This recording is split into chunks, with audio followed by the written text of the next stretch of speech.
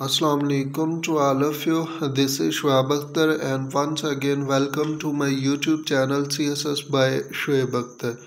So a quick recall जो कि हमने प्रीवियस लेक्चर में पढ़ा।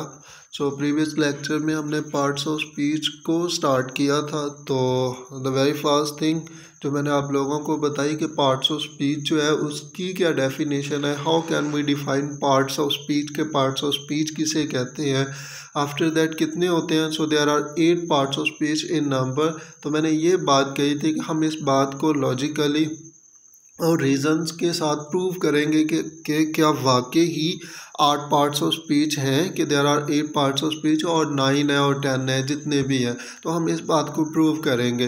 तो मैंने नाउन से स्टार्ट किया था। तो सबसे पहले हमने नाउन को डिफ़ाइन किया था कि नाउन है क्या। आफ्टर दैट नाउन की काइंड्स को हमने डिस्कस किया था। तो मैंने एक बात जो है वो मार्क की थी कि there are 4 kinds of noun in English language. तो ये बात जो है ना, ये काफ़ी टीचर्स को या जिसने भी लेक्चर जो है वो देखा होना उसको काफ़ी ज़्यादा अजीब लगी होनी है, बिकॉज आप लोगों ने बहुत सारी काइंड्स जो है वो पढ़ी होनी है। तो मैंने बोला भी था कि मैं आप लोगों को रेफरेंस जो है ना वो दे दूँगा। तो फर्स्ट ऑफ़ ऑल तो मैं उस वीडियो में मेंशन नहीं कर सका। यहाँ पर मैं सबसे पहले इसका रेफरेंस दे देता हूँ कि वाकई ही क्या नाउन की 4 ही काइंड्स हैं कि there are 4 kinds of noun in English language. तो इसके लिए मैं आपको एक ऑथेंटिक रेफरेंस देता हूँ। जिनको ट्रस्ट है ऑब्वियसली उनको तो वाकई ही पता होगा कि मैं सही पढ़ा रहा हूँ, लेकिन अगर कोई फिर भी वेरीफाई करना चाहता है तो वो कर सकता है। A practical English grammar 4th edition AJ Thomson की बुक है ऑक्सफोर्ड की, और उसका चैप्टर नंबर 2 है, ठीक है। और पेज नंबर जो है वो 24 है, और सबसे ऊपर लिखा हुआ है there are 4 types, there are 4 kinds of nouns in English language, ठीक है, in the English language. That's mean कि इंग्लिश लैंग्वेज में 4 टाइप्स होती हैं नाउन की, ठीक है। अगर आपने 5 या 6 या 7 पढ़ी हुई है तो वो गलत है, ठीक है। या वो आप ऐसे कह सकते हैं कि आपको नोशनल इन्फॉर्मेशन दी गई है, बिकॉज गलत कहना जो है ना ये थोड़ा सा सही नहीं कॉन्टेक्स्ट रहेगा, तो इसी वजह से चले। फिर भी उनको टाइप्स में क्यों रखा जाता है, ये जो सारी बातें हैं इनको हम बाद में डिस्कस करेंगे, ठीक है। तो चले आज हम फंक्शंस ऑफ नाउन को डिस्कस करेंगे कि नाउन के फंक्शंस जो है वो क्या होते हैं। मीन टू से कि नाउन्स का जो रोल है वो एक सेंटेंस में क्या होता है। So the very first thing कि नाउन को इंग्लिश लैंग्वेज में सब्जेक्ट और ऑब्जेक्ट का हक होता है कि ओनली नाउन और pronouns can be a subject और ऑब्जेक्ट इन एनी सेंटेंस। एक सेंटेंस में जो नाउन है या प्रोनाउन है उसको ये हक होता है कि वो सब्जेक्ट या ऑब्जेक्ट बन सकते हैं, ठीक है। अब ये देख लो, अर्शी अराइव्ड क्या है कि वर्ब है, और अगर ये वर्ब है तो इसको मैंने कोई ना कोई सब्जेक्ट भी तो मार्क करना है ना। अब यहाँ पर अर्शी जो है वो सेंटेंस का सब्जेक्ट है। अब सब्जेक्ट कैसे है, मैं पहले भी आप लोगों को काफ़ी डिटेल्स के साथ समझा चुका हूँ कि सब्जेक्ट किसे कहते हैं, ठीक है, जिसके बारे में हम बात कर रहे होते हैं, ठीक है। The name of person, place, thing etcetera in a sentence we are talking about is called subject. तो यहाँ पर अर्शी अराइव्ड, कौन है अर्शी, तो अर्शी के बारे में हम बात कर रहे हैं। तो अर्शी जो है ये हमारे पास सब्जेक्ट जाएगी, और अगर ये सब्जेक्ट है तो ये या तो नाउन होगी या प्रोनाउन होगी। और अर्शी किसी का नाम है, और नाउन नोमन से निकला है, नोमन का मतलब नेम होता है, और नाम है तो ये नाउन है, ठीक है। ऐसे देखो, अगर मैं कहूँ कि Ali is my student, Ali is my student, तो यहाँ पर hair I am talking about Ali ना, तो अली सेंटेंस का सब्जेक्ट है। और अगर ये सब्जेक्ट है तो ये क्या होगा, या तो ये नाउन होगा या प्रोनाउन होगा। लेकिन अली क्या है, नेम है, और अगर ये नेम है तो ऑब्वियसली ये नाउन होगा।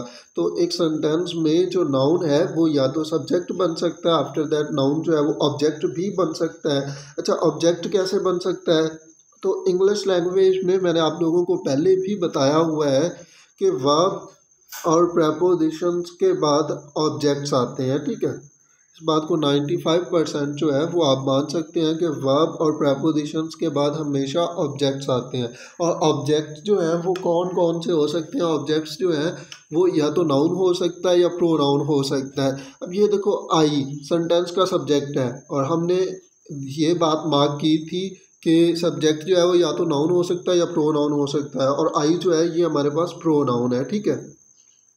और सा क्या है, वर्ब है, और वर्ब के बाद किसने आना है, वर्ब के बाद ऑब्जेक्ट ने आना है, और ऑब्जेक्ट जो है वो क्या होगा, वो या तो नाउन होगा या प्रोनाउन होगा। और यहाँ पर आयुषी जो है वो हमारे पास ऑब्जेक्ट है, बिकॉज ये वर्ब के बाद आया ना, और वर्ब के बाद हमेशा ऑब्जेक्ट्स आते हैं, ठीक है। और प्रेपोजिशंस के बाद भी हमेशा ऑब्जेक्ट्स आते हैं। आई क्या है, हमारे पास सब्जेक्ट है, ठीक है। स्पोक क्या है, हमारे पास वर्ब है, ठीक है। अब टू क्या है, ये हमारे पास प्रेपोजिशन है, ठीक है। और रोहा जो है that will be the object of that preposition to, ये टू प्रेपोजिशन का ऑब्जेक्ट होगा, बिकॉज प्रेपोजिशन के बाद भी तो हमेशा ऑब्जेक्ट्स ही आते हैं ना, और ऑब्जेक्ट जो है वो या तो नाउन होगा या प्रोनाउन होगा, तो यहाँ पर रोहा जो है वो ऑब्जेक्ट है, ठीक है। ओके ऐसे ही देखें, Aishi killed Roha, so here I am talking about Aishi. So Aishi जो है वो हमारे पास सब्जेक्ट है, तो अगर ये सब्जेक्ट है ये या तो नाउन होगी या प्रोनाउन होगी, और आयशी जो है वो नाउन है। अब किल्ड क्या है, वर्ब है, और वर्ब के बाद हमेशा ऑब्जेक्ट्स नहीं आना है, ठीक है। अगर ट्रांजिटिव है तो उसके बाद ऑब्जेक्ट आएगा, और ऑब्जेक्ट जो है वो या तो नाउन हो सकता है या प्रोनाउन हो सकता है, और रोहा जो है वो किसी का नाम है और ये नाउन है। दैट्स मीन यहाँ पर सब्जेक्ट भी नाउन है और ऑब्जेक्ट जो है वो भी नाउन है। दैट्स मीन एक सेंटेंस में जो नाउन है वो सब्जेक्ट भी बन सकता है और ऑब्जेक्ट भी बन सकता है, ठीक है। ये बात जो है ये मार्क करना।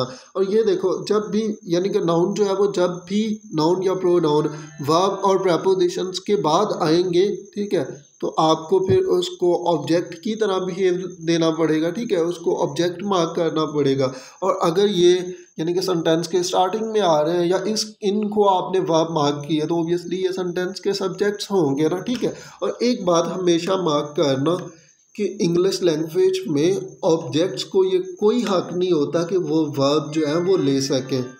मीन टू से कि in the easiest words you can say कि only subject can take the verb, only subjects को ये हक है कि वो वर्ब को ले सकते हैं, ऑब्जेक्ट्स को आप वर्ब जो है वो मार्क नहीं कर सकते। इस बात को हम काफ़ी डिटेल्स के साथ डिस्कस करेंगे, लेकिन फ़िलहाल मैंने आप लोगों को ये मार्क किया कि जो वर्ब है वो ओनली सब्जेक्ट को दी जाती है, ठीक है।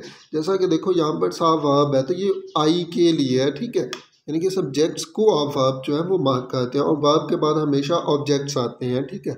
और ऑब्जेक्ट को ये कोई हक नहीं होता कि उसको वर्ब जो है वो मार्क की जाए। तो ये कंपाउंड और कम्प्लेक्स सेंटेंसेस में ये बात जो है वो आपको मदद देगी, और जब हम करेंगे तो हम काफ़ी डिटेल्स के साथ इसको दोबारा से भी डिस्कस करेंगे। ओके इसके बाद नाउन जो है वो कॉम्प्लीमेंट का भी काम करते हैं, ठीक है। और कॉम्प्लीमेंट क्या होता है, तो मैंने आप लोगों को इस पर पहले से ही एक आई थिंक सो यूट्यूब पर मेरा फर्स्ट लेक्चर था जिसमें मैंने इन चीज़ों को मार्क किया था कि अल्फ़ाबेट क्या होता है, सब्जेक्ट क्या होता है, ऑब्जेक्ट क्या होता है, डायरेक्ट ऑब्जेक्ट क्या होता है, इनडायरेक्ट ऑब्जेक्ट क्या होता है, और कॉम्प्लीमेंट क्या होता है। तो वहाँ पर मैंने काफ़ी डिटेल्स के साथ मार्क किया है। और नाउन के फंक्शंस के बारे में अगर हम बात करें तो नाउन का एक ये भी फंक्शन होता है कि वो एक सेंटेंस में कॉम्प्लीमेंट का भी काम कर लेता है। और कॉम्प्लीमेंट क्या होता है, जो सब्जेक्ट के इक्वल होता है, ठीक है। Complement is equal to subject, यानी कि वो सब्जेक्ट के बारे में ही आप कह सकते हैं एक्स्ट्रा इन्फॉर्मेशन होती है। अब ये देखो, आयुषी इज़ आ स्टूडेंट, अब स्टूडेंट कौन है, आयुषी है। तो आयुषी जो है ये हमारे पास सेंटेंस का सब्जेक्ट भी है और सब्जेक्ट के इक्वल है, यानी कि आयुषी को ही ये डिफाइन कर रहा है, ठीक है। तो यहाँ पर ये जो स्टूडेंट है, स्टूडेंट क्या है, नाउन है, कॉमन नाउन है। कॉमन नाउन किसे कहते हैं, आप प्रीवियस लेक्चर देख सकते हैं, उसमें मैंने काफ़ी डिटेल्स के साथ ना मार्क किया हुआ है, ठीक है। तो स्टूडेंट, कोई भी स्टूडेंट है उसको आप स्टूडेंट तो कह सकते हैं ना, दैट्स मीन ये कॉमन है। और अगर ये कॉमन है तो नाउन तो है ना, ठीक है। तो अब ये नाउन है और ये इक्वल है सब्जेक्ट के, तो अगर सब्जेक्ट के ये इक्वल है तो दैट्स मीन ये कॉम्प्लीमेंट होगी, ठीक है। ऐसे ही देखो, I want to become a teacher, तो अब ये देखो, अब टीचर जो है ये आई के इक्वल है। कौन भाई टीचर बनना चाहता है, मैं टीचर बनना चाहता हूँ, और जो सब्जेक्ट के इक्वल होता है उसी को ही तो आप कॉम्प्लीमेंट कहते हैं। और यहाँ पर टीचर जो है वो कॉम्प्लीमेंट है, लेकिन है तो नाउन ना, कॉमन नाउन है, और जो नाउन है वो कॉम्प्लीमेंट भी एक सेंटेंस में बन सकता है। ओके इसके बाद हम नेक्स्ट फंक्शन जो है वो नाउन का देखते हैं कि नाउन जो है वो पोजेसिव केस में भी यूज़ हो जाता है, ठीक है। मीन टू से कि नाउन जो है वो ऑनरशिप को भी शो करवा सकता है। एक्चुअली हम ना नाउन के साथ दो नाउन जब आ जाते हैं तो अगर हमें ऑनरशिप दिखानी होती है, मलकियत दिखानी होती है, तो हम एक नाउन के साथ अपॉस्ट्रॉफी लगाते हैं, ठीक है, जिस नाउन की ऑनरशिप जो है वो दिखानी होती है। और ये भी एक नाउन का फंक्शन होता है, ठीक है। जैसा कि देखो, अगर मैं कहूँ कि आयशीज़ बुक, दैट्स मीन कि ये आयशी की किताब है। और इंग्लिश लैंग्वेज में ऑनरशिप को, मलकियत को दिखाने के बहुत सारे वेज होते हैं। जब मैं आप लोगों को अपॉस्ट्रॉफी पढ़ाऊंगा तो वहाँ पर मैं 7-8 जो है, ठीक है, वो सारे के सारे वेज बताऊंगा और काफ़ी डिटेल्स के साथ एक्सप्लेन भी करूंगा कि ये वेज होते हैं ऑनरशिप को शो करने के लिए। जैसा कि देखो, इसी को ही सेंटेंस को आप कह सकते हैं कि द बुक ऑफ आयशी, ठीक है, ऐसे भी तो कहा जा सकता है ना, ठीक है। आयशी इस बुक को आप ऐसे भी तो कह सकते हैं, द बुक ऑफ आयशी, ठीक है। और जैसा कि देखो, और हमारे पास एडजेक्टिव्स भी तो होते हैं जो ये काम करते हैं ऑनरशिप को दिखाने के लिए, ठीक है। पोजेसिव एडजेक्टिव भी तो होते हैं। जैसे कि अगर मैं कहूँ कि माई बुक, तो ये भी तो ऑनरशिप की दिखा रहा है, ठीक है। तो द बुक, या मैं अगर कहूँ कि दिस बुक इज़ योर्स, तो योर्स क्या है, प्रोनाउन है, ठीक है। योर जो होता है वो एडजेक्टिव होता है और योर्स जो है वो हमारे पास प्रोनाउन होता है। माई जो है ये एडजेक्टिव होता है और माइन जो होता है ये प्रोनाउन होता है। लेकिन मैं ये प्रोनाउंस में काफ़ी डिटेल्स के साथ आप लोगों को बढ़ा दूंगा। लेकिन बताने का ये मकसद है कि इंग्लिश लैंग्वेज में बहुत सारे वेज होते हैं ऑनरशिप को शो करने के लिए। तो वो सारे के सारे हम जब अपॉस्ट्रॉफी पढ़ेंगे तो वहाँ पर मैं सारे के सारे आप लोगों को मार्क कर दूंगा। ऐसे देखो, अगर मैं कहूँ रोहास पेन, ठीक है, दैट्स मीन कि रोहा की उस पर ऑनरशिप है। तो नाउन का एक ये भी फंक्शन होता है कि noun can be used in possessive case also. So I hope so कि आप लोगों को नाउन के जो फंक्शंस हैं वो समझ आए होने हैं कि नाउन जो है वो एक सेंटेंस में सब्जेक्ट हो सकता है, ऑब्जेक्ट हो सकता है, ठीक है। और अगर ये सब्जेक्ट है तो इसको कोई वर्ब मार्क की गई होगी, और अगर ये ऑब्जेक्ट है तो ये किसी वर्ब और प्रपोजिशन के बाद आएगा। आफ्टर दैट कॉम्प्लीमेंट जो है वो सेंटेंस का हो सकता है। और कॉम्प्लीमेंट किसे कहते हैं, जो सब्जेक्ट के इक्वल होता है उसको आप कॉम्प्लीमेंट कहते हैं। और जो नाउन है वो एक पोजेसिव केस में भी यूज़ हो सकता है, ठीक है, जहाँ पर वो ऑनरशिप जो है वो किसी दूसरी नाउन पर दिखा सकता है। सो आज के लेक्चर में हमने फंक्शंस ऑफ नाउन को डिस्कस किया। नेक्स्ट जो लेक्चर है वो मैं नाउन को आगे नहीं लेकर चलना चाहूँगा। मैं सबसे पहले सारे के सारे पार्ट्स ऑफ स्पीच को डिफ़ाइन कर दूँ ताकि आप लोगों को भी पता चल जाए कि पार्ट्स ऑफ स्पीच होते कितने हैं।